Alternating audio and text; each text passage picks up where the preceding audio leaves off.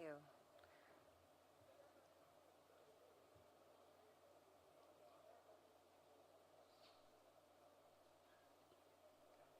I don't know if these are on. These are on.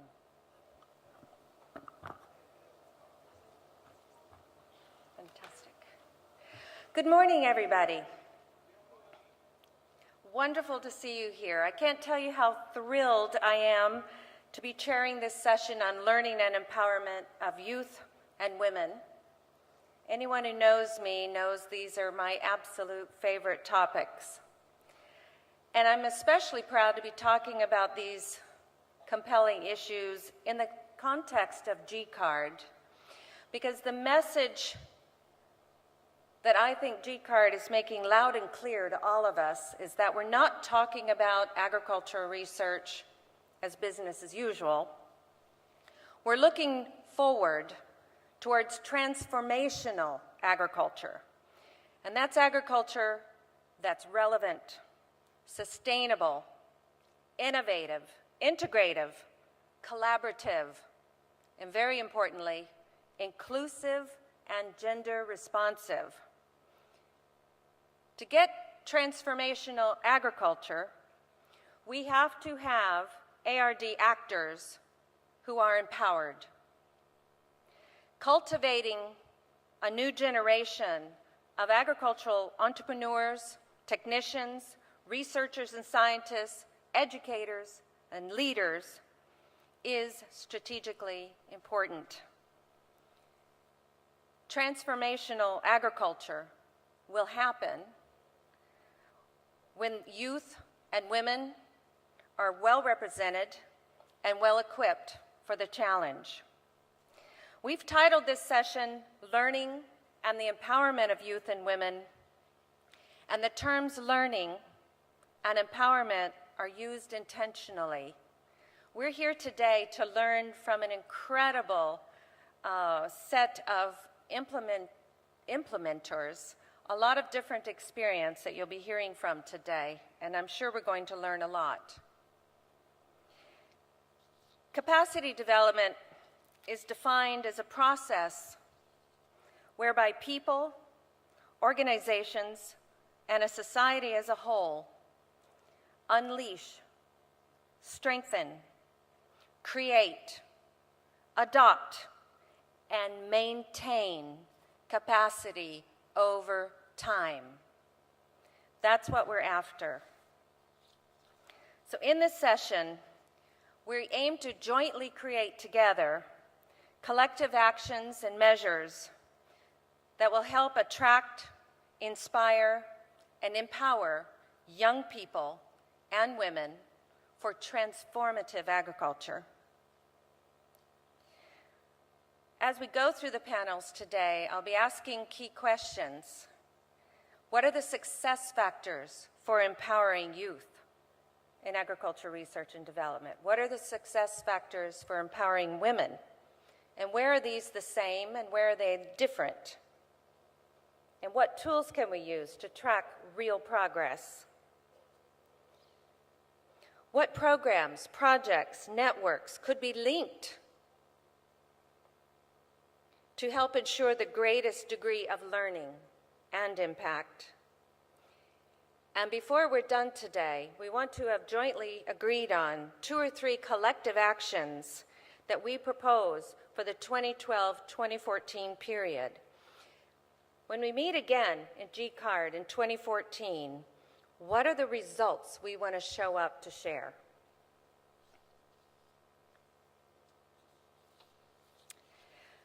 Before I introduce our panelists, I'd like to start with just a 4-minute film that sums up the philosophy of the award program for African women in agriculture research and development.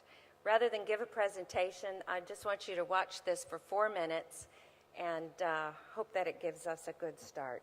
Can I have the film, please?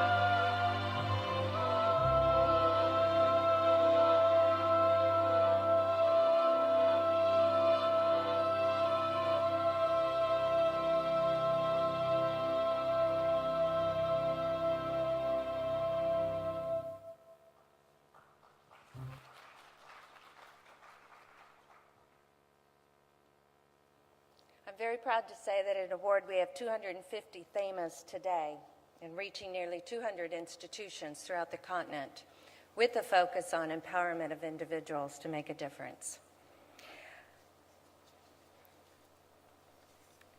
But we want to learn from many other very interesting experiences and examples. And I'm thrilled with the set of speakers we have from around the globe. But to help us set the context, I have Aya Peyu from the World Bank, who is stepping in to replace Ivan Pinto, whose flight was canceled. But Aya, I can think of no one who knows better than you the evidence for why a concentration and why more efforts and investments in this area are important. Aya also, I believe, is personally, strongly committed to making a difference in all these areas. So I invite her to come and share some data and give us some background. Thank you. Thank you very much, Vicky, and I am indeed equally thrilled to be here and address the issue of capacity building, and especially looking at a bit of a journey, how we got to a place where the binding constraint in implementing a lot of the transformational interventions that we think of in agriculture are actually hampered by lack of capacity. And what I would like to do is to use the gender lens in my talk, and I know there are colleagues who will be looking at the youth dimension. My talk will focus on work that we did for the Africa region, but I will be drawing on some examples also from other regions, and then of course the issues by and large, I think we find them in other regions as well. So hopefully it will have some food for thought for the other regions also. Here we go. Let's see if we go any further.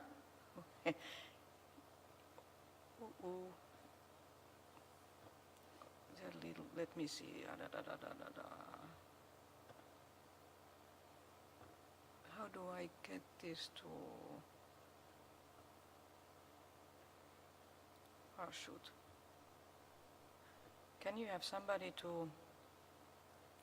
You can see that the capacity constraints are pretty much everywhere. So now what I would just need to do is to get this to full screen. In any case, what I would like to address is issues on cultivating knowledge and skills to grow African agriculture and looking at it from the gender perspective. And this is work we did together with the human development colleagues in the World Bank, Bill Saint and Peter Materu. Oh, it's okay now. Okay, great. And Peter Materu, who work on capacity in Africa region.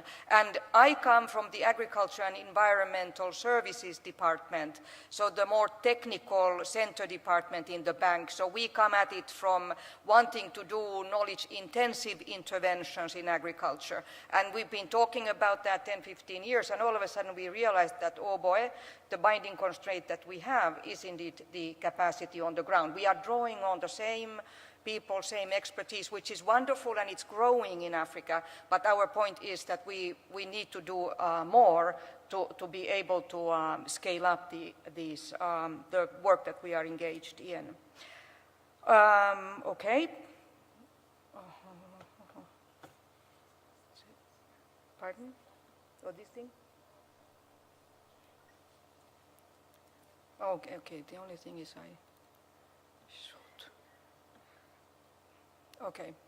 Okay, so why is agricultural education and training important? This is quite intuitive and self-evident. First of all, we need to build the human capital for agriculture in order to do this knowledge-intensive, both local knowledge and formal knowledge type of interventions. We need to raise the agricultural productivity, competitiveness, and of course also sustainability for economic growth, poverty reduction, and then also for cultivating skills for some of the people to exit agriculture and go into agriculture-related other livelihoods or to other sectors. So that's also one key function that the capacity building has. And then with the education and capacity building, we can realize the potential and the talent and the life experience that is in there for the women farmers and youth in agriculture. But why do we face this gap in capacity? How did we actually get here? And there was about a 15-year period when there was quite a bit of neglect to agriculture and education and training in Africa. First of all, the development assistance declined to agriculture. Many other sectors were felt that they are the drivers in growth and drivers in economy. So agriculture was a sort of sunset industry. And during that period to about mid-2010, we can see this kind of investment reduction significant in agriculture sector. And then within that piece, we also similarly saw a lot of decline in investments that relate to human capacity building. training programs, degree programs, etc. programs. Or the investments to those were reduced. So we talk about a smaller piece of a smaller pie. There was dramatic reduction in investments to capacity building. For example, from the World Bank, during the early 2000 to 2006 period, we invested only about 1 million yearly to agricultural education and training in sub-Saharan Africa, whereas our research investments would be around 100 million or so, 150 million, and agricultural extension about double that. So we had just a couple of percentage points that would go to capacity while we were looking at other subsectors that relate to productivity, very seriously, and we're enhancing and intensifying our work there. So that is where we are. And what that then left behind is that the agricultural researchers declined in sub-Saharan Africa. Less than 1 in 4 has a PhD, declining agricultural enrollments, staffing shortages, outdated curriculum in many of the training schools and universities, deteriorated physical facilities, and also women were clearly underrepresented as students, as instructors, and then also in the workplace in as extension agents or researchers or managers or in the public and private sector. So quite a dire situation indeed that came out from that period. And often then the questions on gender targeting, gender responsive actions and so forth, or even the visibility of the women farmers was not there, and women researchers. The questions were not asked. We didn't see that in our work so clearly. So the innovation process was also constrained. This is a slide I borrow from Yvonne, which is just to state once again the work and the results from the SOFA report from FAO, that why should we be so bothered? Can't we just go in a gender neutral way? Well, we know from SOFA 2011 that if there would be similar access to production inputs on the farm, just in primary production, we would be able to increase productivity by 30%.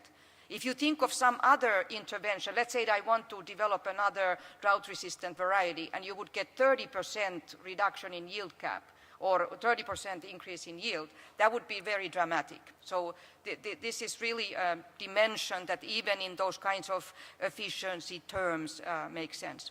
And then also what we are getting more concerned about now is not production alone, but also nutritional security. And quite a few studies have shown that if you increase the income of the woman in the household and their control over the income, you often get more investments into development of the family, including nutrition of the children. So that's another dimension. It's the sort of quality of the development. So I think the why is clear. I just wanted to put that there from the SOFA report.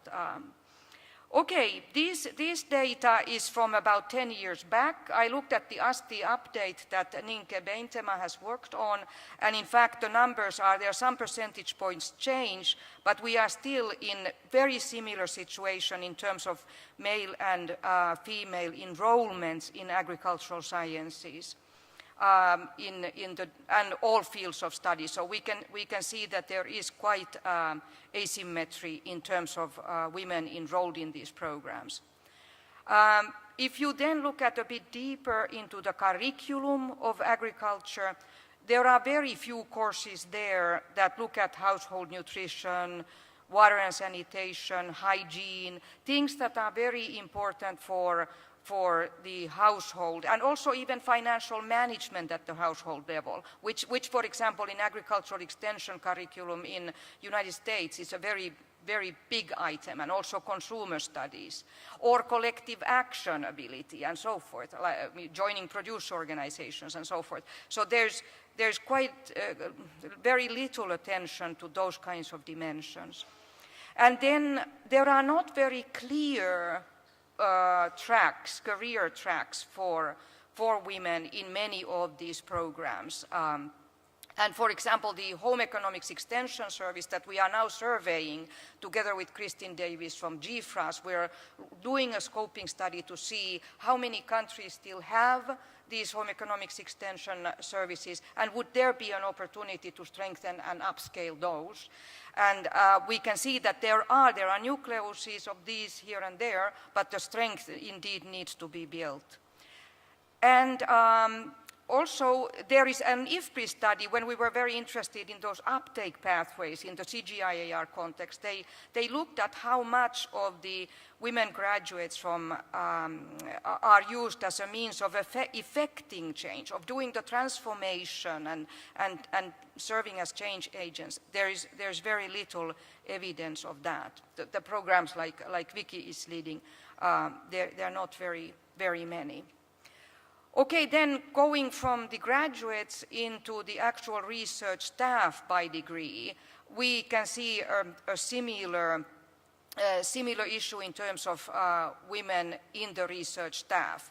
And there's a dilution effect as you go up the pyramid when you go towards the PhD degrees that are holding staff positions. So 20% in BSc level, about 15% at the PhD level of the staff are women.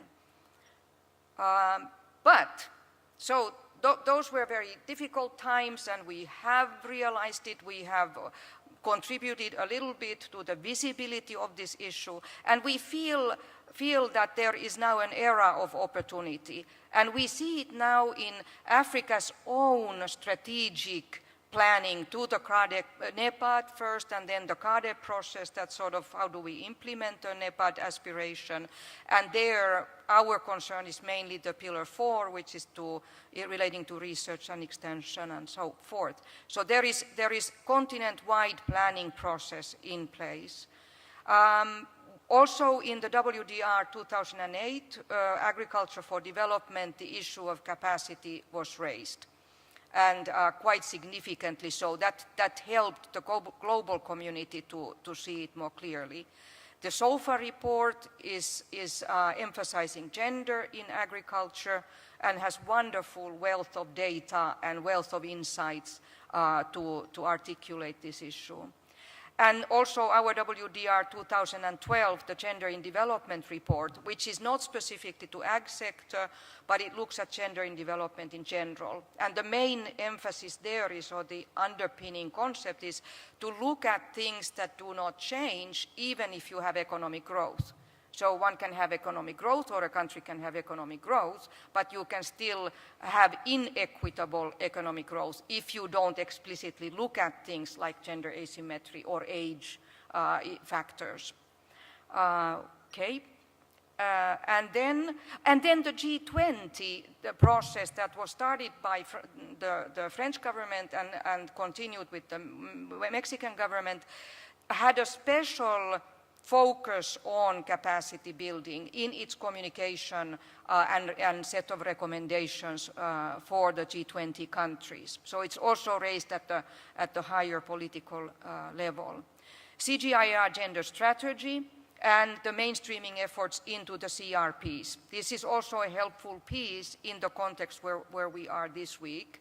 And very helpful for understanding more the research processes.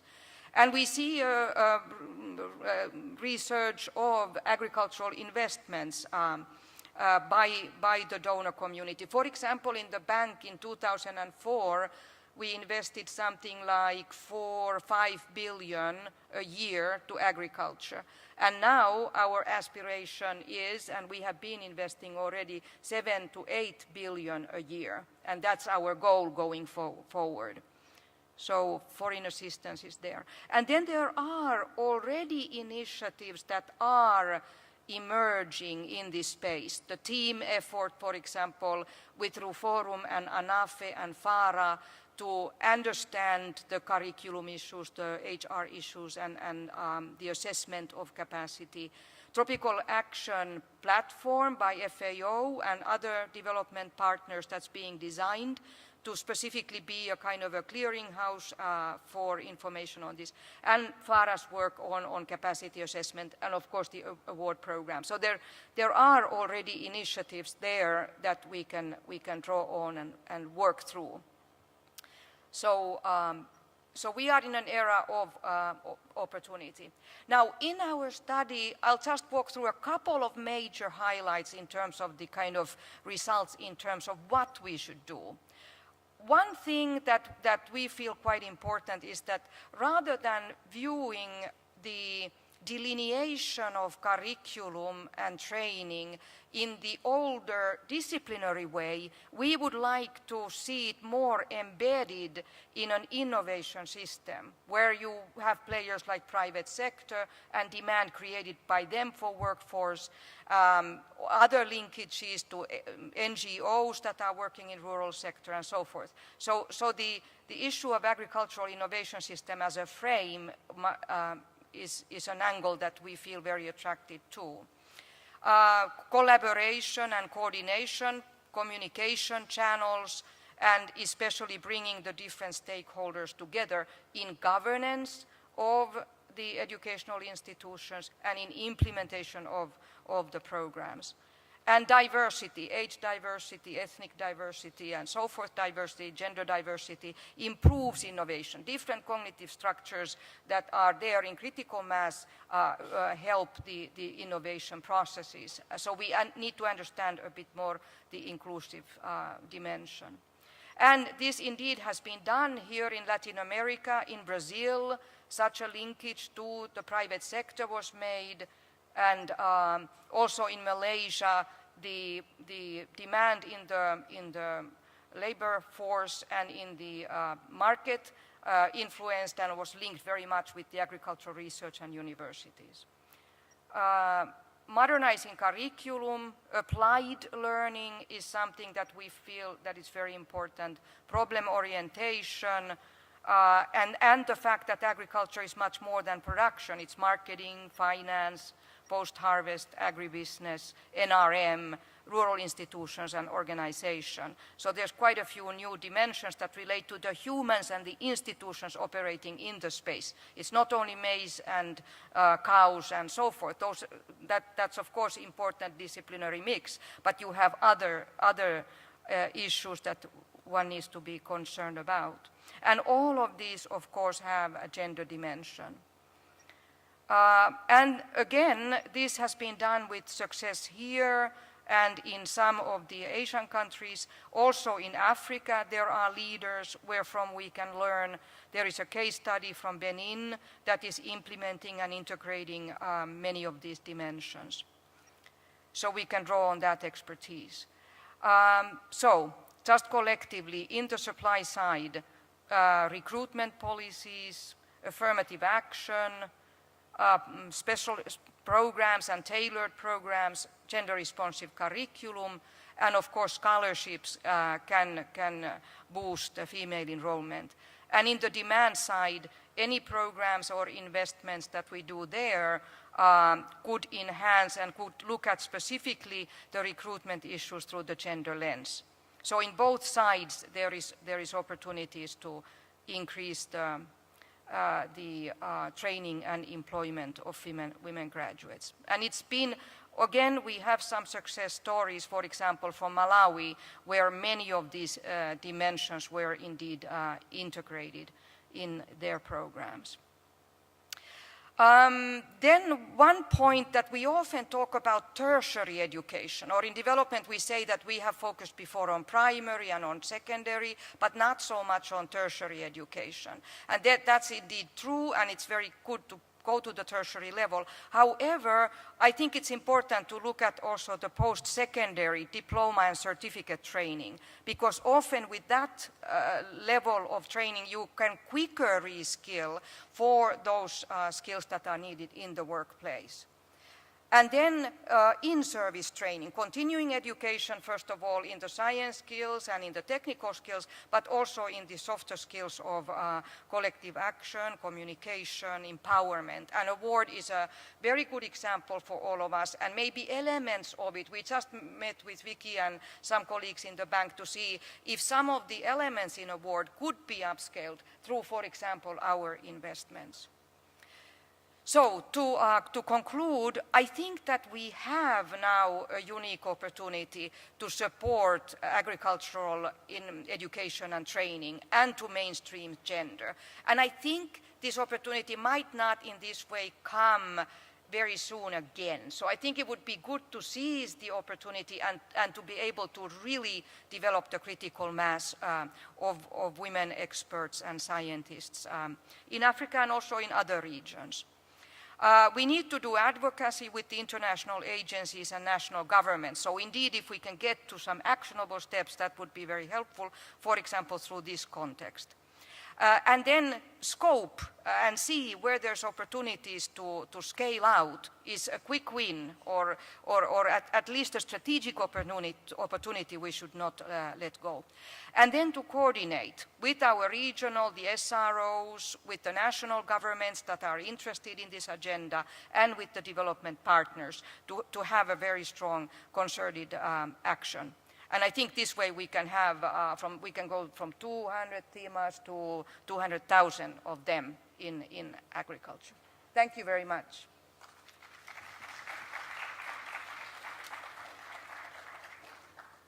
Thank you so much, Aya. Yes, I think Aya's done a brilliant job in laying out the urgency of the issues we're talking about today. In some of the follow-up research, by FARA, the Forum for Agriculture Research in Africa, they found not only, as she described, this underinvestment and the result being a very thin and fragile talent pool, but FARA documented further that the majority of those who are in place are on the verge of retirement, and that there wasn't a new generation ready to step up and take their place. And the FARA study went further and looked within specific national agriculture research systems, especially in West Africa, that they did not have enough scientists in their staff to implement their national agriculture plans, much less all the great strategies, ideas, and programs that are being cooked up in forums like this. Frankly, I think this issue underpins everything being discussed in all the other rooms. Who is going to implement on the ground? And how do we prepare a new generation? I also appreciate how Aya gave us an optimistic picture about how things are turning around and some good examples. And we want to hear now from some more good examples. So I invite our first set of panelists, please come on up and get in your seats. And while you get settled in, I want to give a shout out. I understand that we're on the webcam, and so there are hundreds of other people, not with us in the room, but who are watching from abroad. So hello to everybody out there. Hope you're enjoying this. And we also will be taking questions from outside as we go. Now, Aya's given us a terrific foundation, and I'm sure you have questions, but what I'd like to do, because of the time, is hear now from some specific examples, and then we will open up for some questions across them. I also want to introduce our brilliant, talented, energetic, well-known, beautiful facilitator, Judith Francis from CTA. Come over here. You're not getting by with this. She wants to just hide down in there in the seat. Come say hello.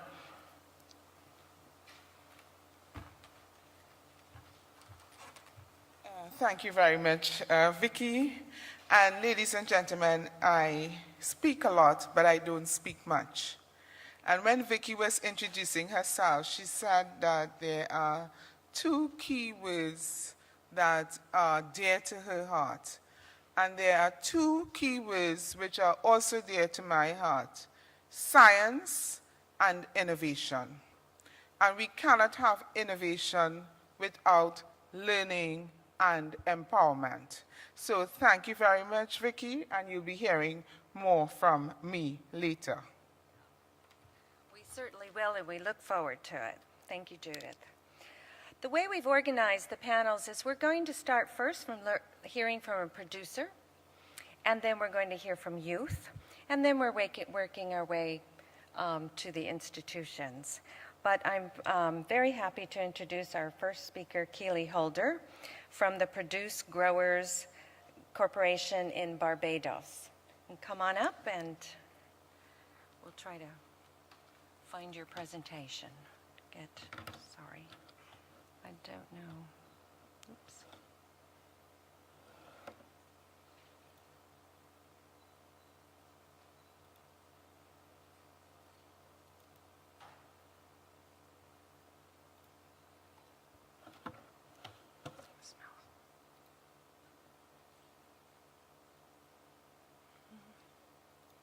That one? Do you know what to do?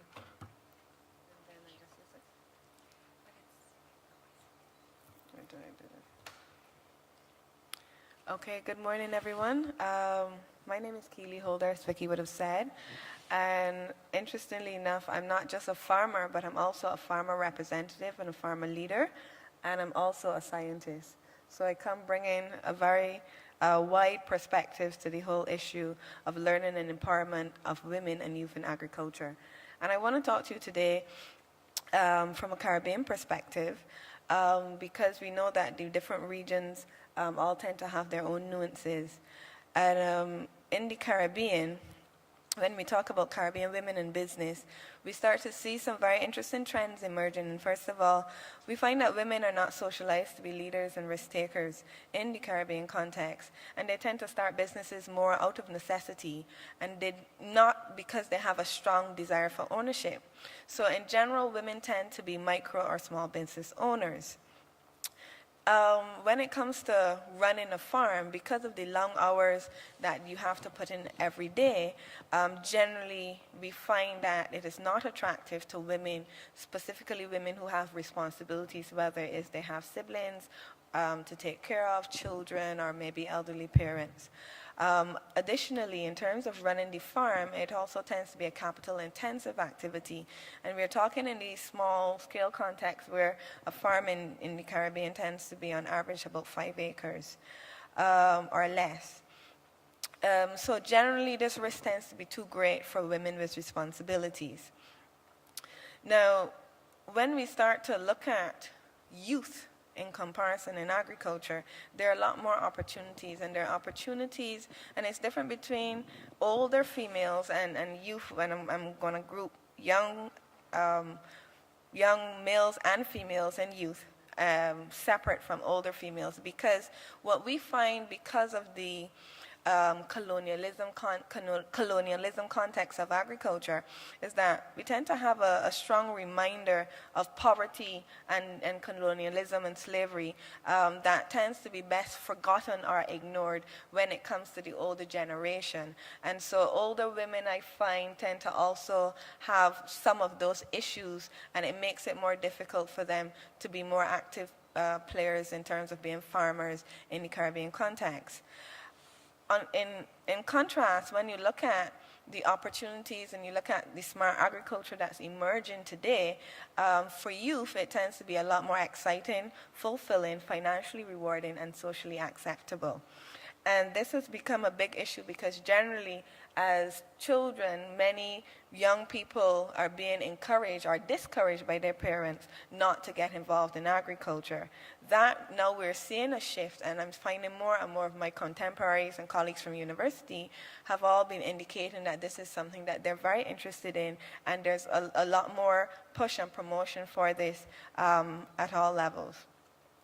Additionally, in the context of youth again, we find that the successful sectors, international business, law, medicine, they tend to be saturated with talent. And because youth unemployment has become the biggest developmental challenge worldwide, and the Caribbean is also being faced with it, the youth are looking for areas where they can have a competitive advantage, and agriculture currently is not saturated.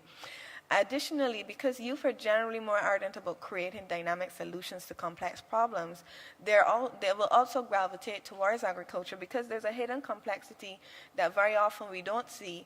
And I myself was able to realize this because initially when I got into agriculture, I thought to myself, well, how hard can it be? And as I started to peel off the layers, I started to realize there was a lot more to this thing that met the eye. And I think that sometimes we don't do agriculture justice in the Caribbean when we don't show all the various aspects of it. Now, when it comes to opportunities for both youth and women in agriculture, I mean, we've had a convergence of a number of crises.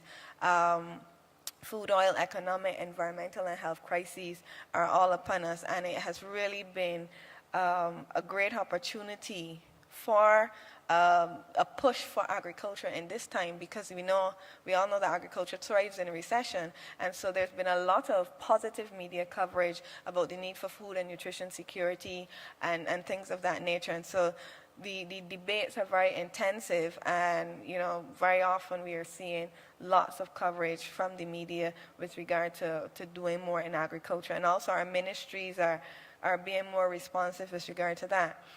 Additionally, we know that agriculture is knowledge intensive, and certainly there's a World Bank report on global trade and developing countries, and it speaks about that. And ironically enough, women and youth tend to be the groups in our society that tend to be pursuing knowledge, particularly at the University of West Indies, where we have as much as a 70-30 split between females to males attending university. And there's also greater access of information through ICTs, which is making it easier for people interested in getting into the sector to become more involved because you can find so much information now on agriculture, and these are both areas that are appealing to youth. Now, just to give you a little bit of the Caribbean reality, generally this old agriculture which we're talking about has been declining and has been de-emphasized in the last 30 years. We've had some short-term gains, but in general there's been a lot of long-term pain. Overall, the profitability of the sectors are being eroded, and we still tend to have a situation where the farmer is the only knowledge worker.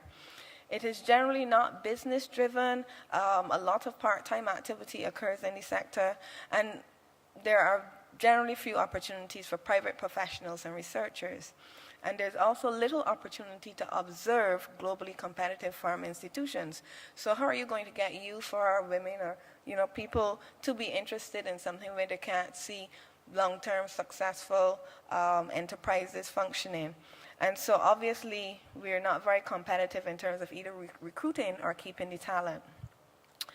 And when you look at the support system at the national levels, while in countries that have pretty well-developed agriculture, we tend to have the growers, researchers, industry, and extension working together. We tend to have very weak interactions when it comes to this type of agriculture in the Caribbean context. Now, what are the key things to be done? Success breeds success. That's a fact.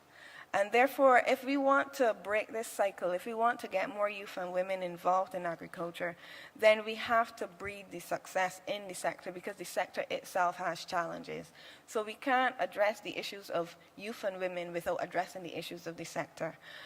These are my suggestions on things that I think that we can do if we are looking at doing it without large-scale government intervention. So if you're not going to get this type of support from the governments, which tend to be moving pretty slowly, then I would say the first thing we would need to do is to select a small group of youth or women with the right talents. And it's very important because you need young people, you need women who understand that this situation is not for the faint-hearted. We need to equip them with this needed skills for long-term success, and we need to provide them with a supporting framework for this long-term success. And then finally, these leaders that we're creating must create what I call spaces for other youth or women to participate. It can't be a situation where they become individually successful, but they don't act as a catalyst for others to follow. So if we're talking about attracting talent that have the skills, what are the skills that we're talking about? We're talking about more personal skills in terms of the 3 Ds. determination, desire, dedication. They have to be self-motivated, intensely focused, and very people-centered. They must let the passion and the empathy shine through. They must have purpose, and at the same time, they have to have objectivity. They have to be lifelong learners. This is a journey that we're going to be going on, and they also have to be quick learners. They have to be perspective thinkers, so they can see different people's positions, the older male, the younger male position, and they have to be able to handle failure as well. In terms of providing talent, the other types of skills that they're going to need, they're going to have to be very strategic.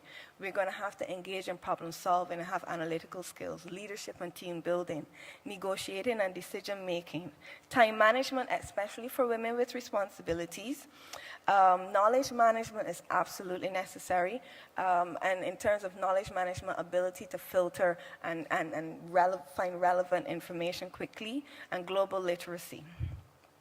Number 3, in terms of the supporting framework, would be access to expertise and opportunities for collaboration, but also aligning them with influential sponsors, older people who can offer assistance to these younger persons or to these new entrants, young females coming in.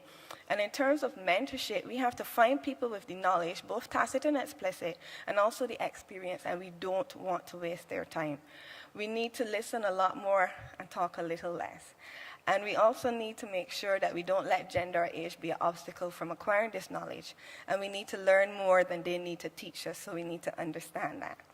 And finally, in terms of creating spaces for youth and women, we need to build globally competitive models. These leaders need to build globally competitive models so that we can create opportunities to work and trial for youth and for women, opportunities for them to observe, because believing is seeing is not believing.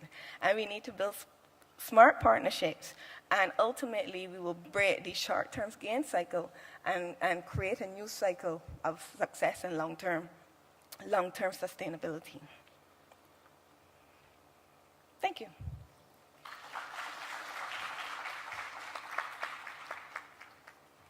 Thank you, Keely. I was nodding so much in agreement, I was afraid I was going to break my neck. Thank you so much for being so practical and concrete in your recommendations. Very valuable. To learn more about what youth have to contribute, I'd like to introduce Courtney Paisley from YPARD to join us here.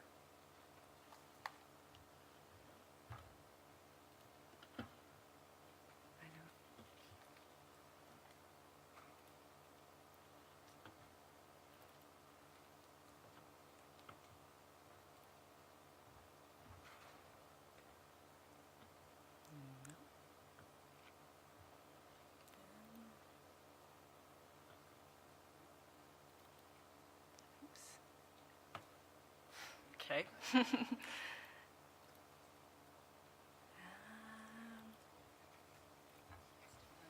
up there. We go here. Oh, there's something. Okay. It's, oh, whoops. No, Okay, that's okay. sorry, I took you back. Okay, I'll start from this slide.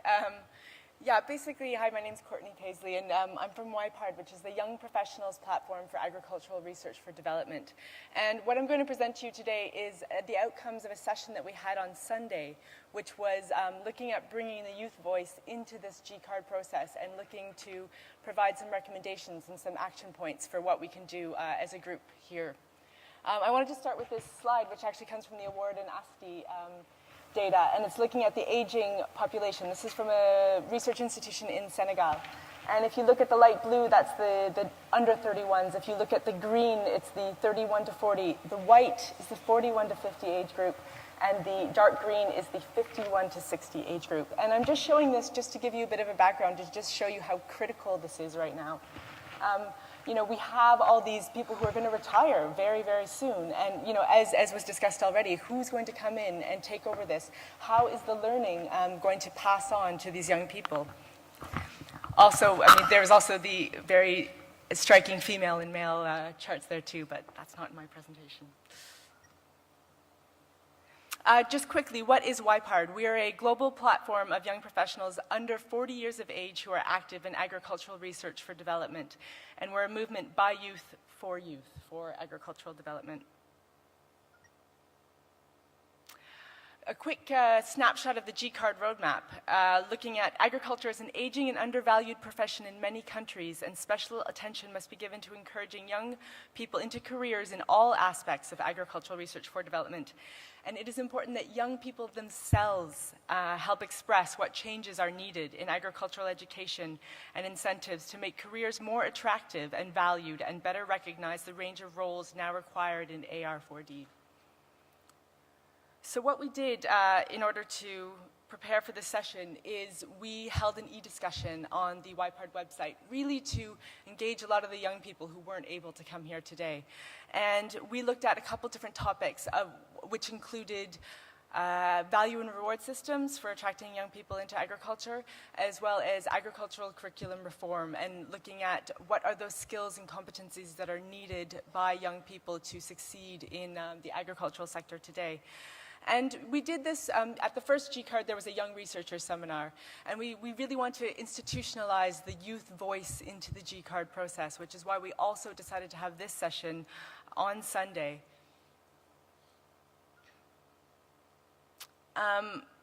YPARD has been doing some things up until now. So we have been looking to meet the goals of the roadmap we actually did do a study on youth input on agricultural curriculum reform. We have some regional youth bodies and local representatives. They're implementing local activities by young people on a local level, looking to engage young people and starting discussions that are locally relevant. We provide funding opportunities and newsletters to our members. These are funding opportunities targeted to young people, not ones that need 25 years of experience, but looking at what is available for young people right now. We mobilize youth online to discuss ARD. We mobilize them through social networks. And we encourage the greater youth presence in ARD discussions, such as today. We were able to get, young people were sponsored by the different regional fora. They were brought through by the CGIAR communications team with the young reporters. And we think it's really important to get this sort of group of young people to be able to come today and discuss. And we've also been working to get greater youth representation on steering and executive committees in organizations in ARD. We think it's important to have young people to be able to inform these decision-making bodies on what are the youth doing today, what do they want, how can we work within those organizations to get them engaged. So this is no longer relevant. We no longer want people to tell us, this is what young people want. Why don't we just tell them ourselves? This is why we're here, so that we can explain what is needed and what young people are thinking. So from this session, what we tried to do is get some key messages to be brought into this session. Okay, I'll start. There's quite a few. There's a range, but these are the things that the young people really felt was important in this discussion. The first is that youth need a range of skills and competencies beyond their technical discipline. This has already been discussed by a few people up here, but it's really looking at the soft skills that young people need, the communication skills. YPARD did a study with young people who were either in their master's or PhD level and who had graduated, and saying, what were those skills that you really needed from university, which would have helped you or would help you in getting a career? And the ones that really came out strongly were those communication skills. They were entrepreneurship skills. They were also some proposal writing skills. But they were a lot of those skills that we don't traditionally associate with these technical disciplines. And so in this curriculum reform process, we really feel that there should be an active involvement of youth and other stakeholders as well, that it should be a multi-stakeholder decision-making process, but that young people are really key in providing this. I mean, those are the customers, for these universities. They should be putting their input. Active learning, so real-world experiences. This is looking at internships. Internships came out so strongly, looking at how does one get an internship? Does the university provide the internship for them? Should the young person do it themselves? But making sure that there's a clear learning objective in these internships. But people are saying we need the real-world experiences. We also need the extracurricular activities as well, and that those are also important in helping young people develop some of these soft skills that we're talking about. That's one other way. Mentorship and support within the university. So that's just looking at getting that support from those teachers in getting that contact and helping young people along the way. the one that you can't see, I think, is fellowship and scholarships, making them more rounded. So when we look at a lot of these sort of technical scholarships that young people are getting, why not include some of these additional skills, such as what Award is doing, but why not give them some of these leadership skills and add some of these other capacity development skills if we really want to reward this person, if we really want to make them a leader. Additional key messages was improving the image of agriculture. I think the comment was made, agriculture is here to stay. We can't get away from it. So what we need to do is we need to look at that and improve it. Some of the suggestions for that was through clubs, making these clubs sort of very active and getting young people engaged in them, getting a better image that way, and through additional reward systems for young people. Scaling up youth programs was another suggestion. They were discussing the JPO programs, the Junior Professional Officer programs, and saying, why don't we try to get more of those engaged in agriculture? Those are really good professional opportunities. Why not target them towards agriculture? Why not have more of these countries supporting people from the South to get involved in these JPO programs? We were looking at positive discrimination for youth. So when you look at jobs and they say women are highly encouraged to apply, why not youth are highly encouraged to apply? Not in the cases where everyone is equally has the same skills for the job. Why not provide the opportunity for the young people? Or in another instance, if there's a project going, if there's there's funding for a project, why not take a small portion of that and try to engage in a youth-led research program, or in making sure that there's a youth engagement aspect of that program. Those are little things that we can do to make sure that youth get engaged. Rewards based on a wider range of activities. This is looking at the way people are promoted within institutions. So if we keep talking about, okay, people need to engage with farmers, they need to make sure that their research is taken up, why not look at promotion and things like that on different aspects? Now, of course, this isn't just a youth issue, but this is looking at, if we're going to look at educating our youth in a different way, why not make sure that we reward those new aspects that we're talking about, and then there'll be more taken up. And then inclusion of, this is, again, inclusion of young professionals in decision-making bodies, and that's getting young people in there, getting them to engage with some of these organizations. At the very end of the session, we asked, okay, why did you get into agriculture? And really, not surprisingly, a lot of the young people said, well, it wasn't my first choice, I didn't get into my first one, and then I decided to go into this. Not many people said, yes, I was really, really driven. But then when we asked, what do you like about working in agriculture? We found real passion there, and there were really good answers. That the work is applicable in real-world situations, that people really enjoy working with people and helping them, that agriculture is fundamental to the future, that the person liked working with the soil and everything like that, but they couldn't just ignore the people who were living on the soil. Someone said they were moved by the generosity of the rural people and really wanted to help them. And another person said that agricultural policy can influence the lives of millions. So what we really saw is maybe that's not what they decided to go into, but once they were in it, they really saw the value of it. And I can also attest to that from my own experience. I didn't go into agriculture. I didn't really know there was anything else associated with agriculture other than farming. But once I got into it, I fell into it through a series of things, through internships. And I really enjoy it, and I really think it's fascinating. And I think we really need to find a way to get those messages and get those real experiences and share those with broader people. So just quickly, joint action. We were looking, now that we have these messages from the young people, what can we do to work on them? What can we do with organizations here at the GCARD and to work with them to try to realize some of those goals?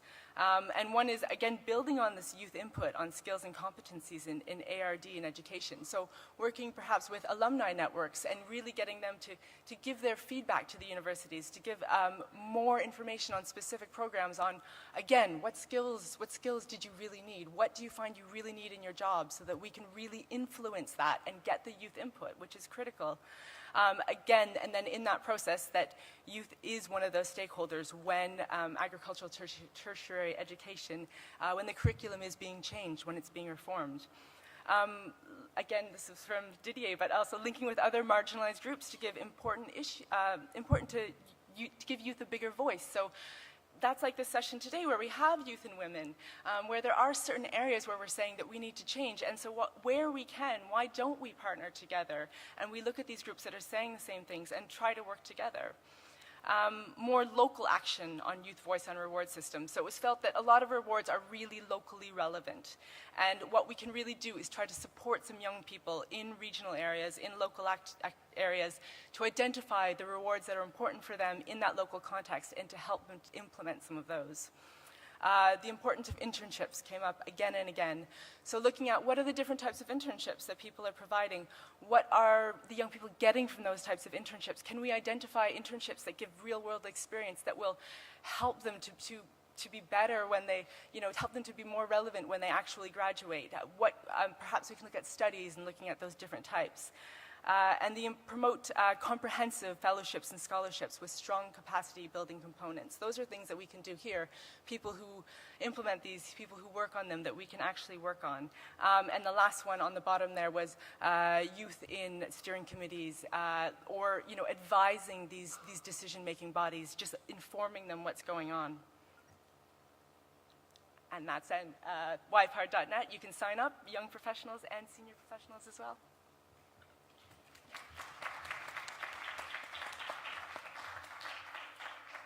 I love hearing from youth. They're so energetic and passionate. It's great. And you re-emphasized some key points raised also by Keely about the making space for youth in the context of internships, fellowships, decision-making bodies, the whole array. And I also liked your emphasis on soft skills. That's also what we're learning in Award. It's both the technical skills and the soft skills that need to come together. Our next speaker is Bridget Mwasa from the Ministry of Livestock Development in Kenya, and she's also an Award Fellow. Just very brief.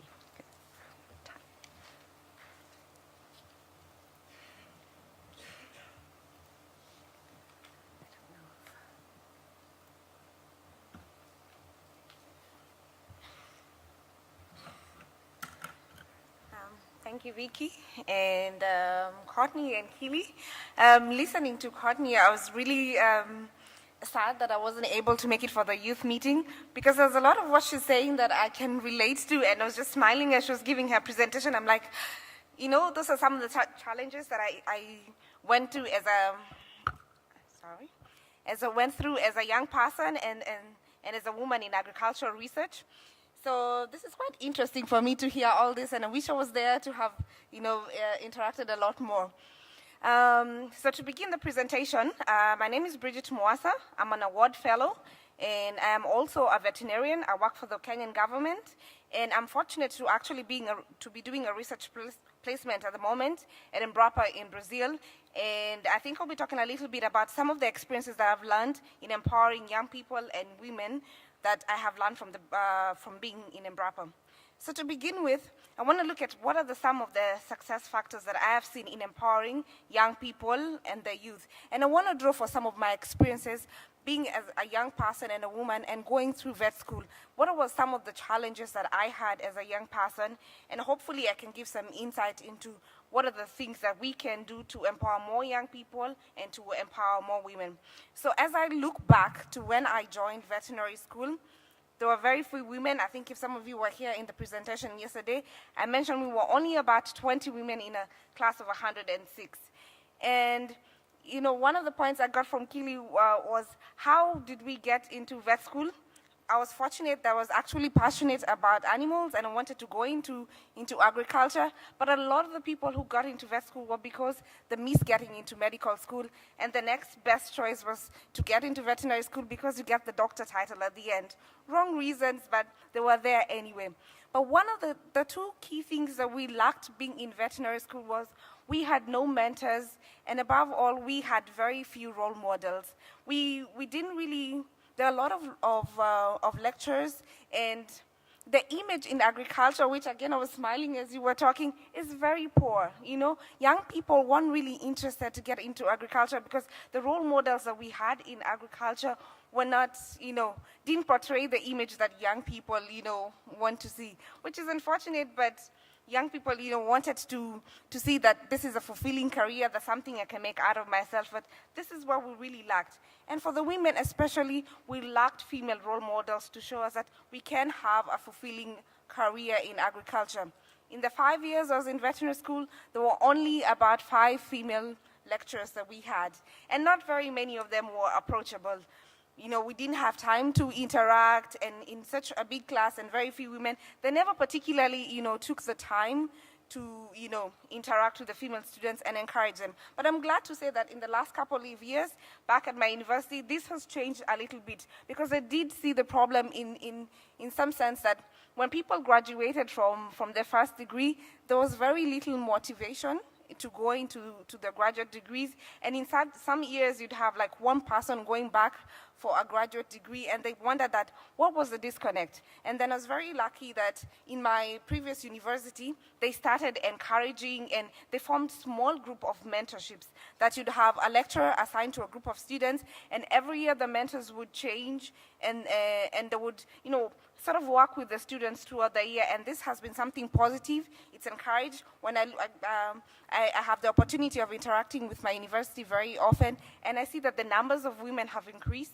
the numbers of students have increased, and their enthusiasm as well has increased. You know, the passion for the profession and wanting to go in, and, you know, having more students even going on for higher degrees has really increased.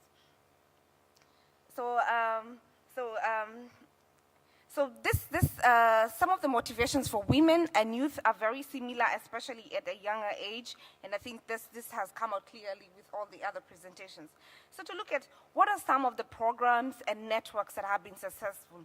So as a woman, one of the programs that has been very successful for me has been the award program, because as I said, I didn't have any mentors and any role models, but getting into award, I was instantly given all this. You know, I remember being in my first day in an award meeting, and I was looking around and I was astounded because, you know, we were about 60, a group of 60 with the mentors and the fellows, and looking at the level of, you know, people who stand up and introduce themselves. I was like, wow, you know, such women exist in agriculture.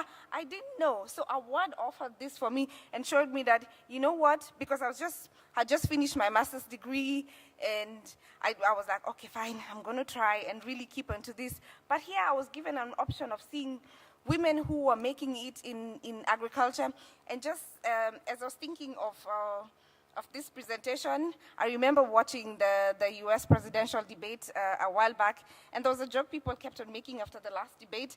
I think Mitt Romney made a statement about some women groups coming to him and talking about, oh, we have this group of women who are good at something, and he was offered binders full of women. And the next day, people kept on making jokes about binders full of women. And if he wanted to meet African women who are good, he wouldn't need a binder. He would just need to walk into a meeting in a ward and see all these women full of potential. So this was a great thing that award offered for me.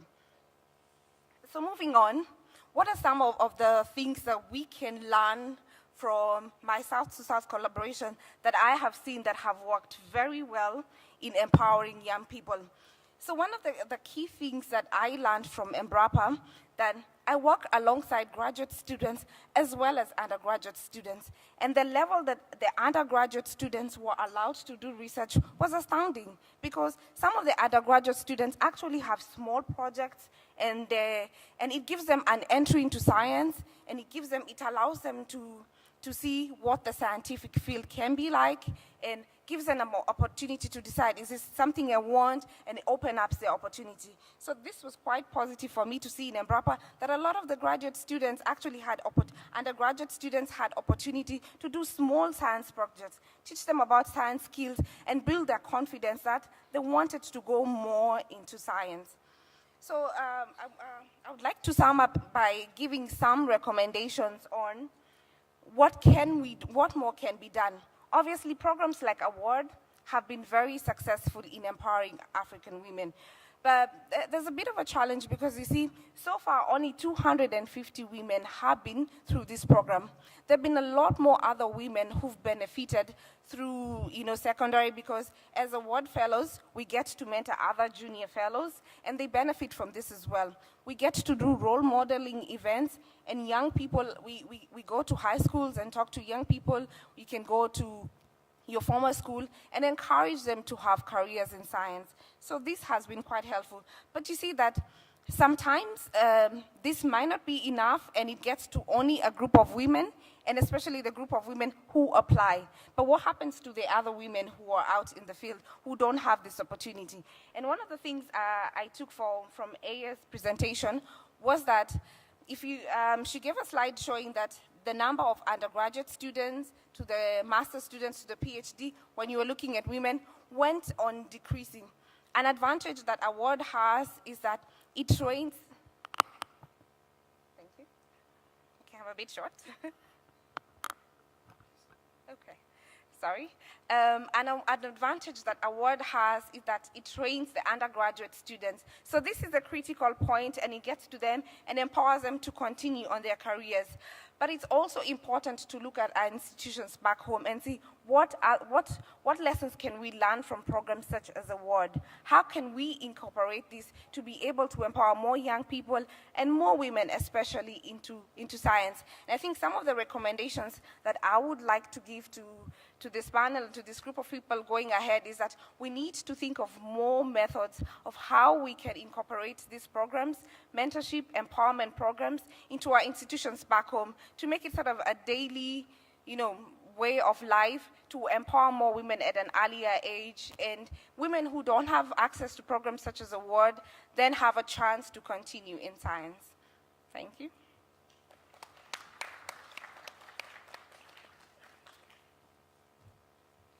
Thank you, Bridget. I think I'm going to break with the agenda for a moment. We've had 4 very rich presentations, and ask our next 2 speakers. Let's take a moment and see if there are any burning questions. Are there any burning questions from outside? There are 2?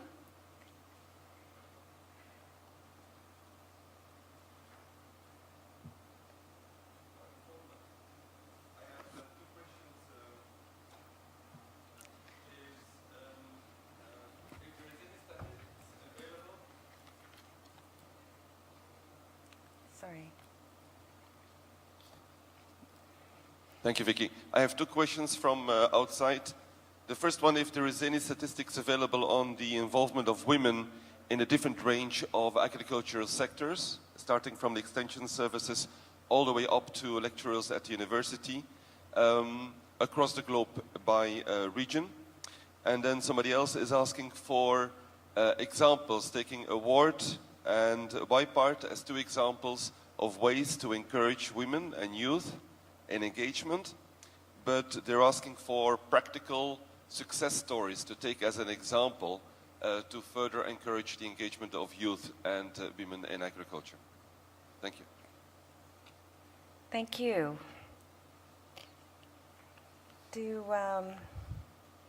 I can try to answer that first one, but Aya, you may want to pitch in, or anyone else, about the statistics about women and youth in not only different levels and regions, but by sector, by discipline, I would assume, areas of agriculture research. And I can say in award in partnership with the ASTI program, the Agricultural Science and Technology Indicators program at IFPRI, we together did a benchmarking research across 125 African institutions to look exactly at this, and we do have some of that data. So by level and country, and by discipline and gender. This is available on the IFPRI website in the ASTI section, and you can even find country fact sheets where they drill down in specific institutions and in specific countries, as well as a regional overview. And ASTI is also collecting this data for other regions of the world, not always gender disaggregated, but often including levels and disciplines. So that's one I can think of. Is there anything else?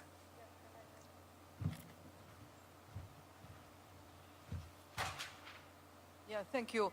Just to confirm that that ASTI database is the most comprehensive in terms of across the countries and across the sub-disciplines or subsectors in agriculture.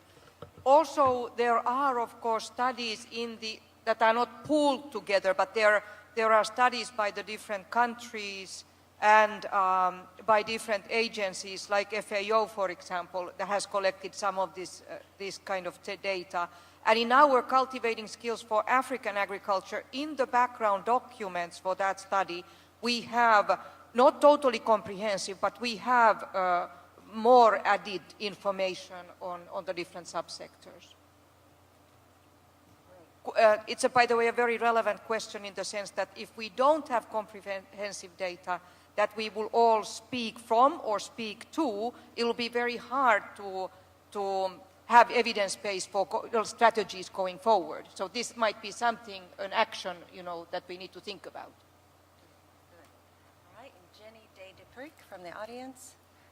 Yes, can you hear me? The FAO SOFA report that's been mentioned does have some annex tables that give breakdown by country of, for example, the share of women in the agricultural labor force. And also the ILO have similar sort of data. The problem is these are not disaggregated by age. And that is something really we do need to press for in the future. And I think we need to come back to this in the discussion as to how we do that.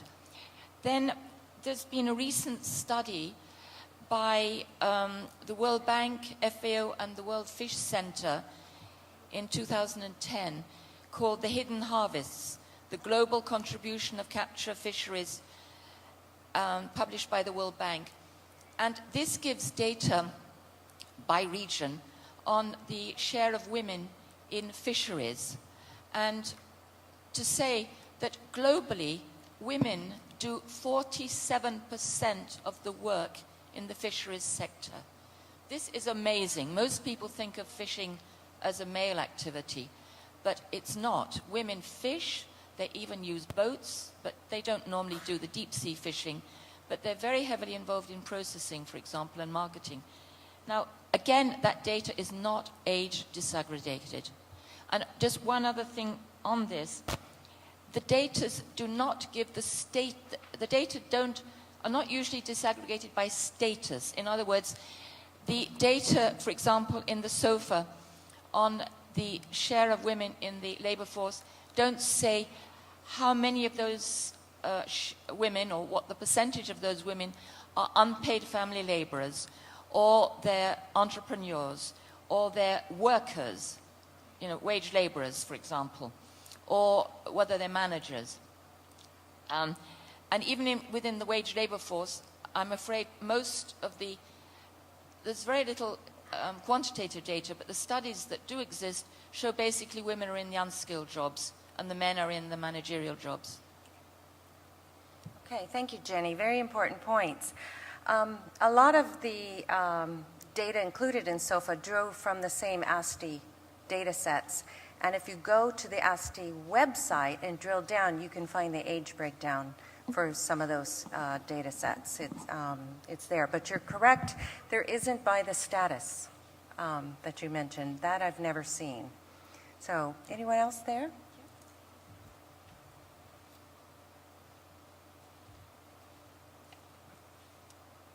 Thank you. I want to thank the panelists. This has been a really great first part of the session. I have a couple of questions about the vernacular being used, and it might seem nitpicky to talk about the language, but I think that when we're developing messages, it's really important to consider the language. The first comment I have is about the use of the word youth. So when I read the title of this session, I thought we were going to be talking about women and children. And I wonder, to me, youth is the period between childhood and adulthood, and I consider young professionals to be adults. So I don't know if I'm just not in the field, but I wonder, is the word youth really equatable to young professional. And when we're talking about trying to get more young professionals to the table, is youth the right word to use? And then the second word that I want to comment on, or term, is the term soft skills. I think there's no doubt that these leadership skills, entrepreneurial skills, are so important, and you hear about it in so many different venues that we really need to put more emphasis on this skill set. And I hear this skill set referred to as soft skills, and I think that there's some devalue, and I think that term sort of devalues that skill set, and so I think we should perhaps think about calling this skill set leadership skills instead of soft skills. Okay, yeah, there's always a lot of debate about the term youth and what does youth mean and where does that stop and where does it start. And the way we see it is we see it as those people who are sort of beginning their professional careers, those people who are just sort of at that very beginning stage. And youth can mean a different thing in a lot of different regions as well. Youth are a lot older in one region and they're a lot younger in another. And so it is really difficult to see what that is.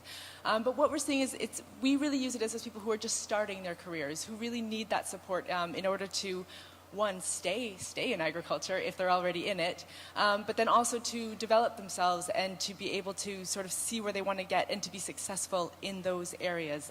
So there's not really an answer for that, but I do think myself that youth is an adequate term. I mean, we use young professionals because we want to talk about people who are serious and who are interested and want to pursue a career in agriculture.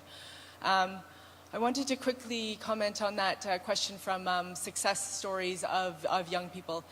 And I think getting young people into agriculture, it's a combination of things. So there's obviously not going to be one single thing. One thing we do try to do is show success stories of young people, because I think a lot of young people, they don't know what is available in agriculture, in ARD, in that area. And so we show them these are the different opportunities that are available. This is what you could do if you want to go into this sector, and really just sharing those positive messages about agriculture that people do not hear. I think a lot of the movement in Europe and North America is moving towards environmental agriculture, sustainable agriculture, and that is one thing that's really drawing young people in. And then I think in some other areas, it's really looking at that private sector entrepreneurship area where you can make money in this sector. And we need to show young people, how can you make money? What are those opportunities? Thank you. We're going to take one more question and we'll move on to Vicki.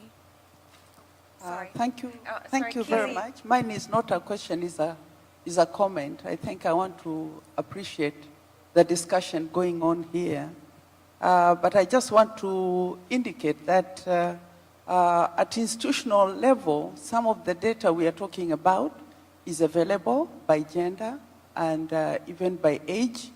The other one is the mentorship program being embedded within the institutions. And I think Brigitte alluded to that. Some institutions are already doing that and is working out wonders, trying to get the undergrads into a mentorship program aligned to mentors who can provide that. And we are even linking it up to the schools because that is where we are tapping our inflow of the students in. And so there are examples, maybe they need to be highlighted or documented to be shared outside. The other part is within the different degree programs, encouragement of the undergraduate students into the leadership through their professional associations.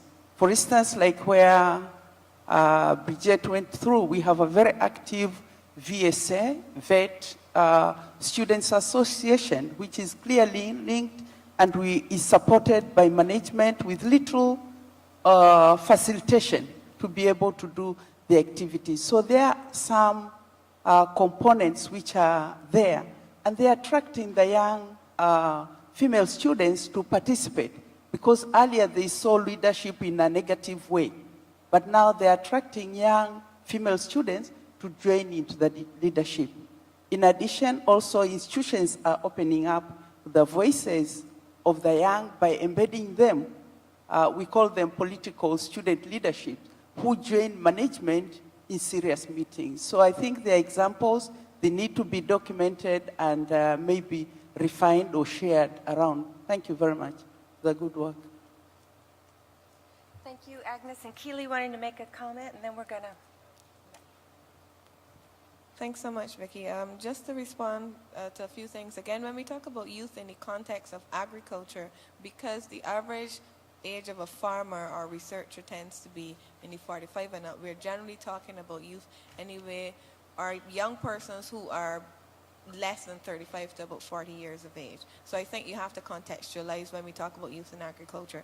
Secondly, in terms of youth success stories, we have been documenting, certainly in the region, a lot of youth success stories. CTA sponsors the REI, Research, Entrepreneurship and Innovation, and it's a web page which you can visit.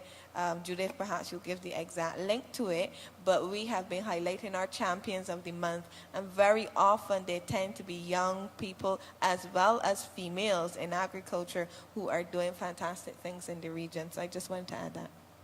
Thank you. Sounds like we could learn a lot in Barbados. But now we're going to learn a lot from France. Our next speaker is Didier Pilot from Agrinium at IFARD Agrinatura in France. Welcome.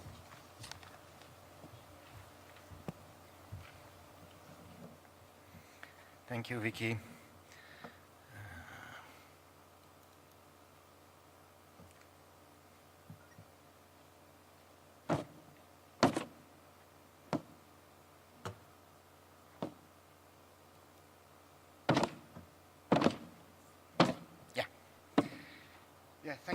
Thank you, Vicky.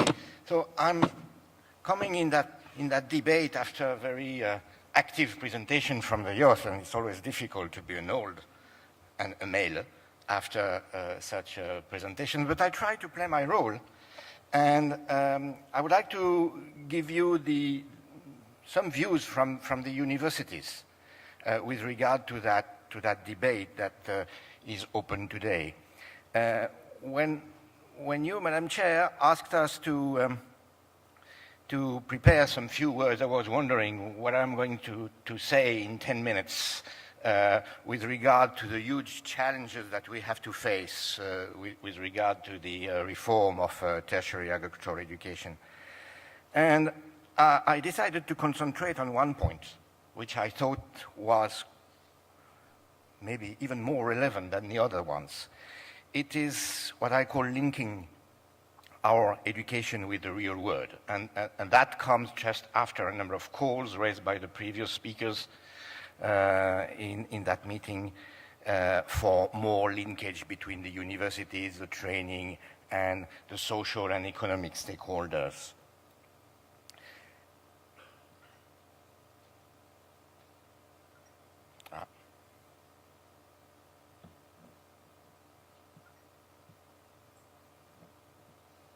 Have a problem? Yeah.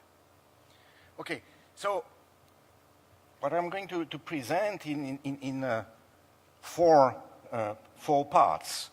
Why do we think that this question of linking the training to the real world is important here in Punta del Este, in the GCARD, and now, at that time, in 2012? What options could we consider to address this question? And I will make a little bit more emphasis on one of the proposals that were brought before, especially by Courtney, I think, about the special role of internships in our curricula with regard to that, to those challenges. And finally, the identification of a number of limitations and constraints that we should address in the future programs if we want to do something on this issue. Okay, there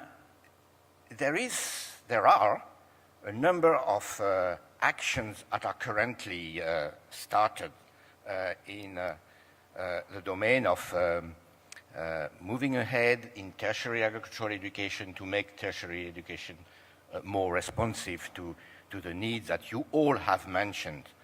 And linking the training to the real world is just one of the various measures that we envisage. It's not, of course, the only one. There are many others. There is the question of the reform of the governance of the universities, which is quite important. There is the question of aligning more the supply of training with the agricultural policies at all levels, the national, but also the regional. And there are some international public goods also that need to be addressed by the training, so it can be also international. There is the question of the attractivity and the reward systems that should make agriculture more attractive for the students and also for the staff. It's important to retain the experienced staff in the universities. There is a question of the quality control, and there is a question of how universities work together in networks.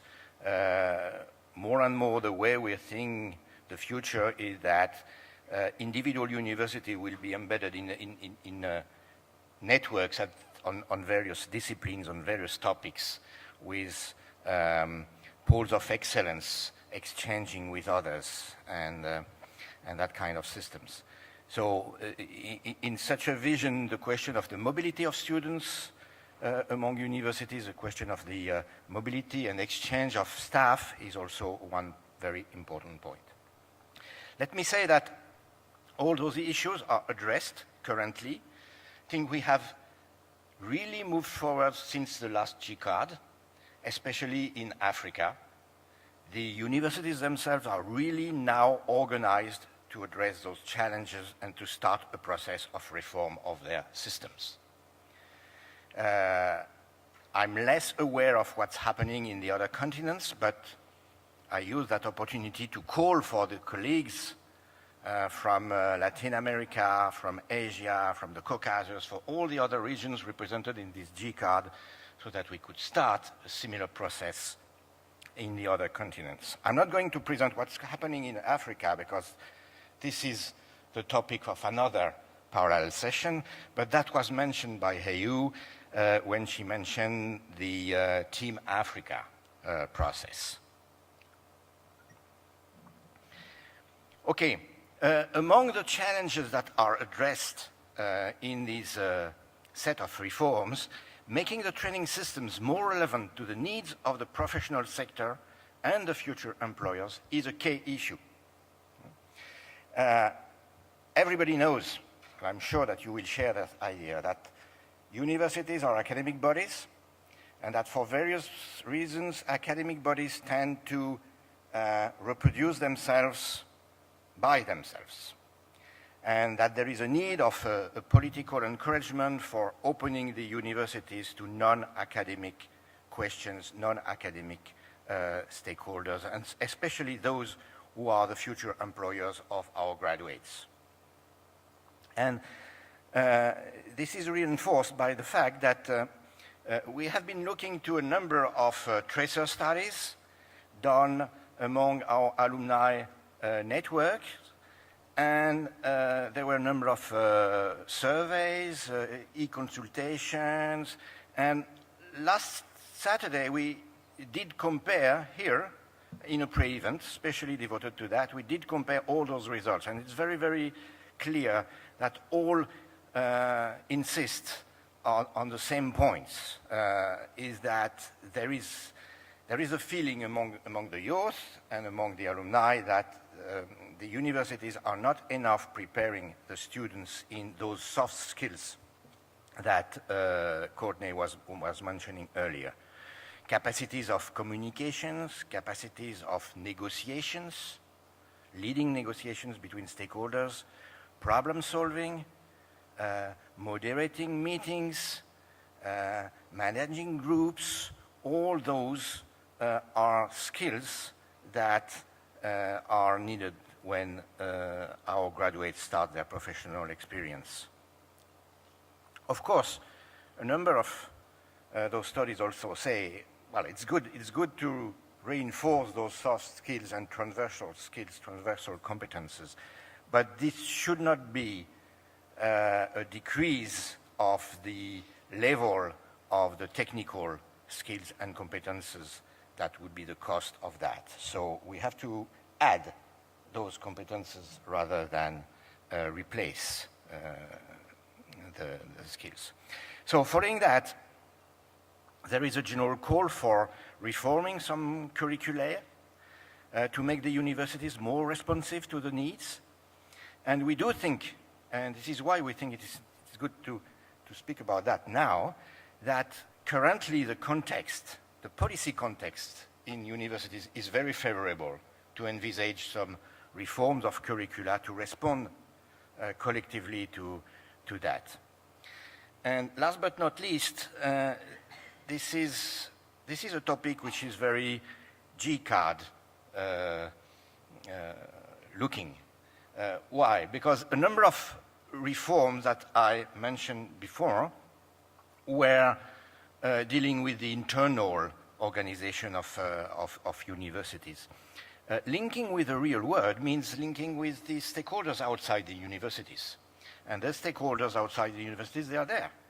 They are the NGOs, they are the farmers' organizations, they are the private sector, they are the commercial companies, and such platforms are very useful for making that kind of linkage.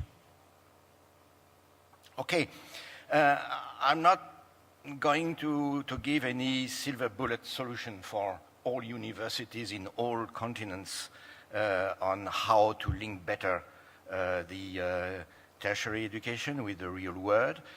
There is a diversity of situations, there are diversities of options, multiple pathways to ensure that, and I think that we have to respect the situation of each university.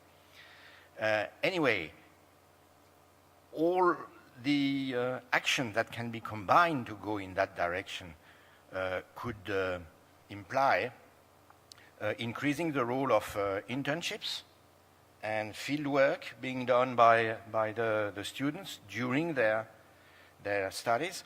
And when we say internships, we don't mean only the very last thesis work that the students do at the end of their studies. It's all along the studies that can be envisaged and integrated in the curricula. The role of incubators.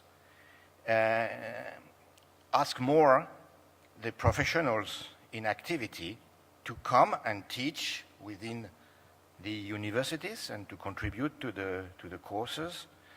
Have active networks of alumni that interact with the students and with the staff inside the universities to bring more insights coming from the real world.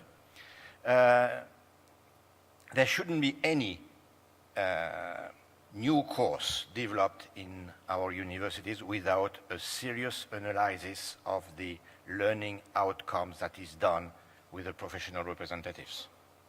So not only the academics should be responsible for defining the learning outcomes. And finally, increase the role of these economic stakeholders in the governance of the academic institutions is also needed. Few words about internship. We see the need of developing internship not just as a practical. A practical, you're an animal scientist and you should know how to milk the cows. Well, maybe that is needed, but we don't think that in most of the situations, the graduates that will be trained will have to milk the cows in their professional activities. But still, it is needed to know how and why the farmer is milking the cows. Because any proposal that can help to solve the situation will need to understand why does the farmer do what he does. And this can be undertaken at the field level by the students during their study. We see the internship not as a practical, but rather as an opportunity for the student to exert in real world their capacities. Transform problem into researchable questions, exert problem solving, use their knowledge in discipline as an entry point, but enlarge the way of taking the problems with a system perspective, with a value chain perspective, be able to exert a methodology and a work plan to define a framework of time for finding solutions to the problems raised, and holding deadlines and milestones, and also building a professional network that will be useful at the beginning of the professional life. All those are objectives behind the question of introducing those internships in curricula. Okay, in one way, it's developing active learning, and this should occur at different levels with probably different objectives when you consider professional training, bachelor training, postgraduate training. Of course, the kind of internship in those cases will be different, but I don't go into details. Finally, the objective is to change and to shift from having some training which delivers knowledge to training which creates capacity to create knowledge. And this is a general objective. This should be a general objective of the reform of the curricula that is envisaged. There are constraints to develop those reforms. It's always more costly to have to develop active learning than being passive in one class with 500 students in an amphitheater. So there is a problem of resources. There is a problem of about the existence of a professional network between the academic staff and the professional world. This question of developing the internships, having more professionals coming to teach within the university requires that the academic staff has the professional networks, and this is not a given. There is the issue of the reward systems. You know that the pressure for publish or perish inside academic institutions is very strong. So there is a need of replacing publish or perish by have impact or perish or something like that, that could open the universities more to the real world. And sometimes the capacities of the staffs themselves. Let's be very clear. We have to acknowledge that. And I know a number of my colleagues who do not appreciate so much to see the students go to the field and discuss with farmers, because when they come back with questions. And always complicated questions. So it has to be handled. This is something that should be considered in PhD training, if PhD training is especially the training for future academic staff. And we see cooperation between universities as a mean to support among the academic staff the idea that there is something good coming from such reforms, because it is done in other universities and it is successful, and the staff are rewarded by being in such a process.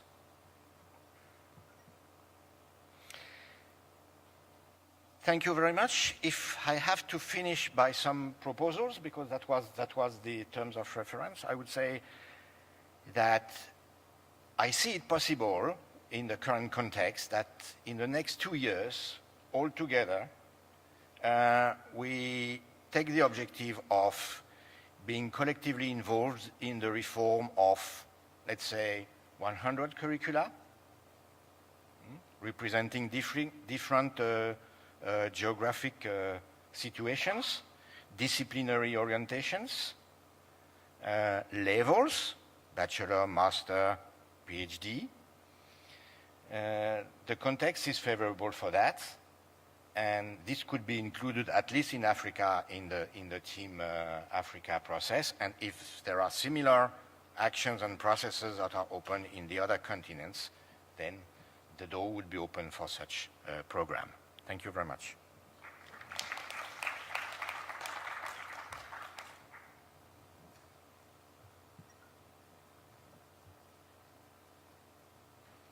Thank you, Didier, not only giving us lots of concrete ideas of how to make internships more powerful, and I like how you've proposed to combine them with field work as well. And again, this builds on the messages we've had from the earlier speakers about making more spaces and more opportunities available to youth and women. And he's left us with a challenging action point to collectively reform no less than 100 curricula between now and 2014. Love it.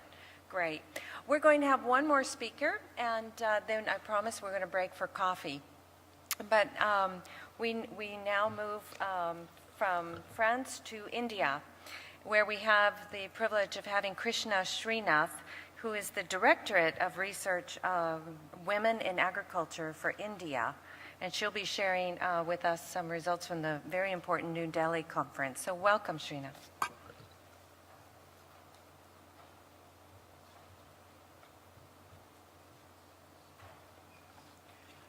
Thank you, Vicky.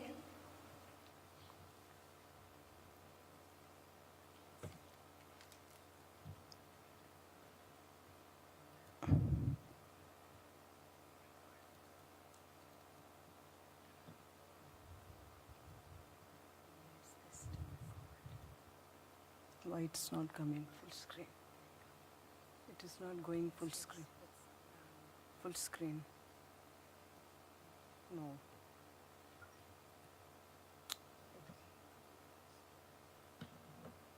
Can somebody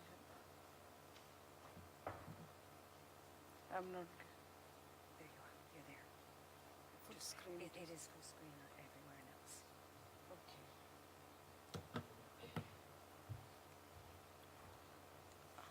I would like to begin my presentation referring to the Global Conference on Women in Agriculture, which we organized at New Delhi in March 2012.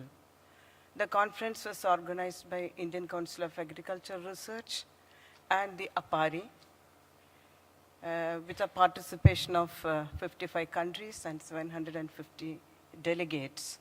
And we are very happy that Dr. R.S. Paroda of APARI, he had taken a lot of leadership in putting things together and getting a good gathering at New Delhi to deliberate on the very specific topic of women in agriculture.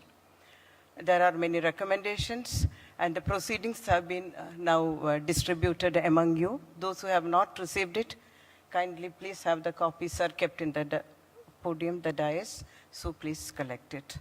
And many deliberations, one of the very important recommendations was the collection of gender disaggregated data. I think yesterday in the session, Dr. Umalile has also made a lot of reference about the need for gender disaggregated data, which ICAR has already been doing. And our effort is to get it embedded into the national system of data collection. So what we may require, before going into the presentation, I want to say this, we may have to develop the data collection framework, that what are the indicators we need to have. Maybe a global kind of deliberations may be required to arrive at this kind of indicators or the schedule on which the data will be collected. Because our experience we have done, though we have collected great deal of data, we have done some mistakes or there are some gaps which can also be addressed through such a mechanism. Now coming to the presentation, my topic. No, this is not working.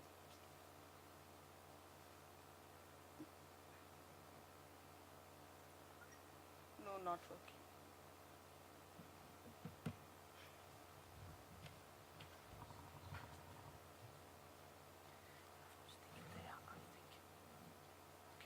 It is not going to the next. Yeah, okay. So I represent Indian Council of Agricultural Research, one of the large research systems in the world. And we have, the Indian Council of Agriculture has clear-cut commitment for gender research in agriculture.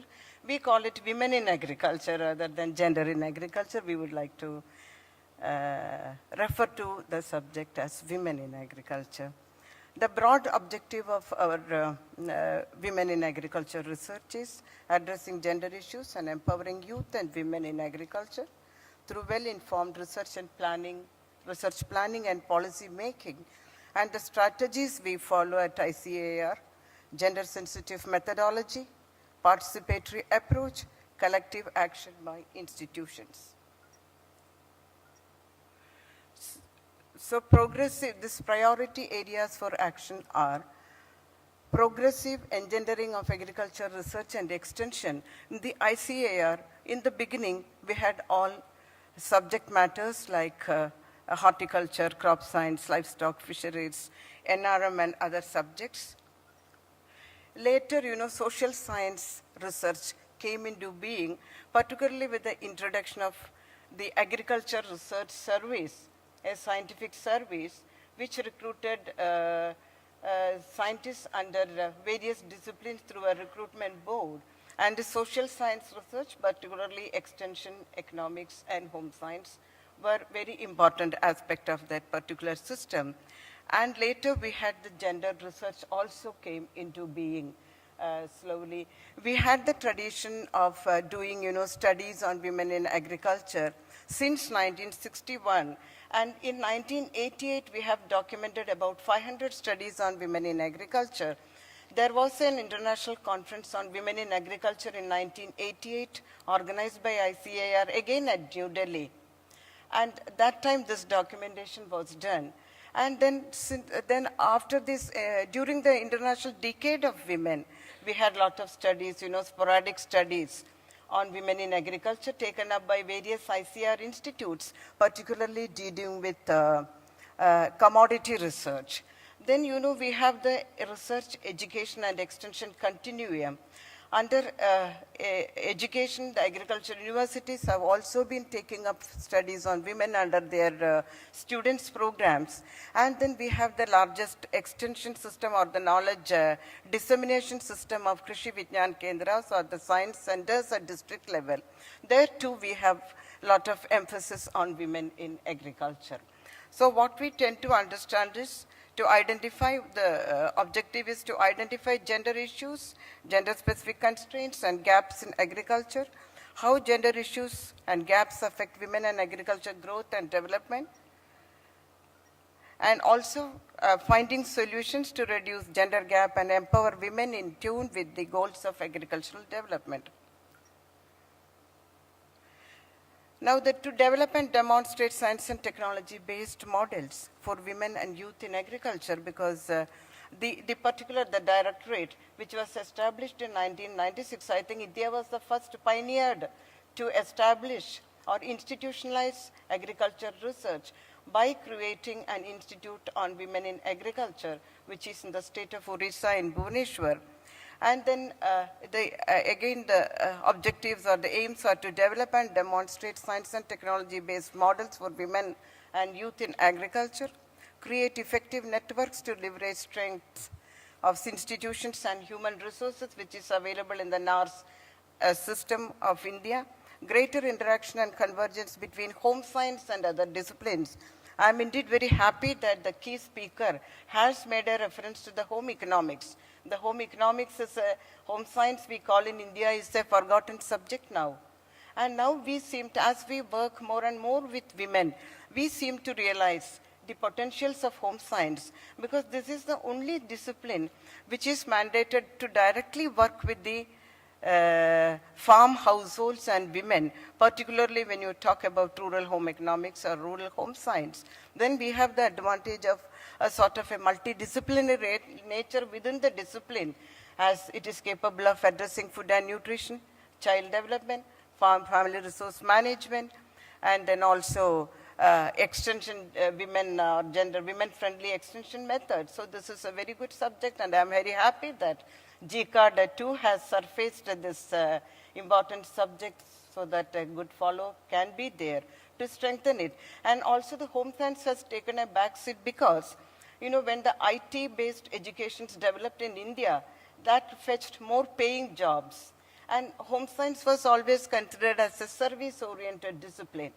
And also you could work only in the government sector, and then it's a service, a field level function. So there were not much, or the importance of home science or in the interest for the students or the youth to take up science got little diluted. Then creating global awareness about importance of women in agriculture. See, Indian Council of Agricultural Research, I was referring to the 1988 conference. The culminating day was December 4, and that day is being observed as Women in Agriculture Day by India. So I think we need to again think of this particular kind of an observing a day for creating awareness. Now, what are the challenges? Now, the partnership being the main theme of this conference, what are the challenges that we face in partnership, some lessons which we have learned? Because, you know, when we talk about women in agriculture, it is highly, though it is a research institution based, our experiences, it is highly field-oriented work. And then when it comes to a campus-oriented work, individuals or individual institutions can take care of themselves. But when it comes to the field work, then the story is different. You need a lot more participation of many agencies, the farmers themselves, many stakeholders to complete the process of women empowerment. So some of these gaps which we have identified, lack of congruence between agriculture research and development priorities, institutional priorities and sectoral priorities, apprehensions and uncertainty about output and outcomes of partnership on gender-based agricultural research, because people do not know what really it is going to yield. Lack of shared understanding and goal among partners, limited understanding of the subject gender and its relevance for specific institutional mandate. Then communication gap among partners during formulation and implementation of a program. See, for example, the Directorate of Research on Women in Agriculture also work through network mode. We have many partners within the ICAR institutions and agricultural universities. But then, you know, the program was centrally formulated, and then, you know, we were sort of asking others to cooperate with us instead of, you know, involving themselves in the planning stage itself. I think this also happens with the donor programs, which happens, or other inter-country programs. Certain objectives or certain ideas are already set in, and we are asked to work on that. I think in the formulation stage itself, we need to deliberate on this issue, and then to arrive at specificity so that each partner can, you know, contribute meaningfully to this programs. Partnership as a research program management methodology not well embedded into the institutional framework. So there is also a lot of mention about involving private partners or the NGOs. But in this, a policy, clear-cut policy direction will be required, because it is, you know, sharing the money or getting things done through a private partner. There should be definitely a policy at the central level so that we can, you know, really partner with them. Now, how to create better impact? Well-planned programs on capacity building, to create gender-sensitized researchers and cadre of gender professionals for agricultural research. So this we need to really think that there need to be a bigger programs to capacity building of researchers to address gender-sensitized programs. A collaborative program on strengthening gender perspective in agriculture research to demonstrate value of gender research and women empowerment. So in the beginning, a lot of data was shown here that if you address women or empower them, what kind of impact we are going to have on agricultural production and also on the well-being of the community at large. Then create institutional structure, gender assessment and monitoring GAM cells in the research organization. So this, you know, ICR has taken a commitment, have distributed this paper to all of you. The Director General of ICR has already shown his intent to carry forward or further strengthen the gender research in the North system. So only few copies are there. This is available in the website, ICAR Reporter, July-September 2012 issue. It is from Director General desk that the need to create the gender assessment and monitoring cells in the all ICAR research institute, and with, indicators embedded in the research formulation format. We have research proposal or files are there, each scientist need to submit. So the gender indicator will be embedded in those systems so that all research project will address to or little give attention to this gender aspect in the research programs. And also we are trying to, a sort of advocacy to the other departments, those who are supporting agriculture programs. For example, we have the Ministry of Science and Technology. They have also a lot of programs for promoting women and their women empowerment and entrepreneurship and all that, but they have society science and society program. So if this gender component or the indicator can be there in those proposal formats, that will take us a long way. So the very objective of adding gender perspective in agriculture is to make research output contextually relevant and socially appropriate so as to improve their development effectiveness. So what are the intended outcomes? Greater sharing of new information, knowledge, technology, and evidences for gender-based R&D planning, methodology approaches and models for empowerment of youth and women. We take youth along with women. Because, youth, we say that they have not graduated out of the homes when we refer to youth. So, the women are they have a great influence in on youth and shaping their future and all that. So I think when you talk about the household context, then youth are very much there, irrespective of gender. Then enhanced capacity of women for both individual and collective action in agriculture, more productive space for women and gender synergy, not that taking women away from the family and empower them separately. We believe in India, still that integrated family living is more important. So it should be an integrated, more of a gender synergy than gender empowerment. Thank you very much.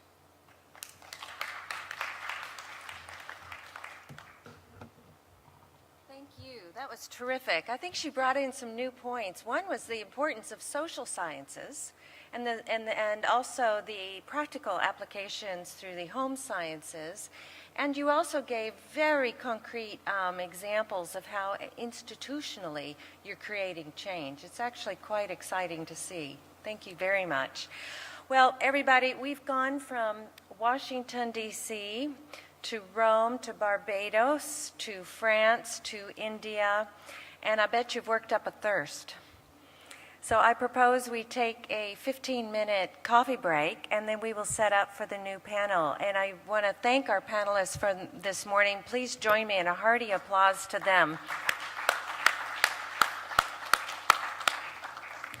Let's all come back at 11:15. See you then.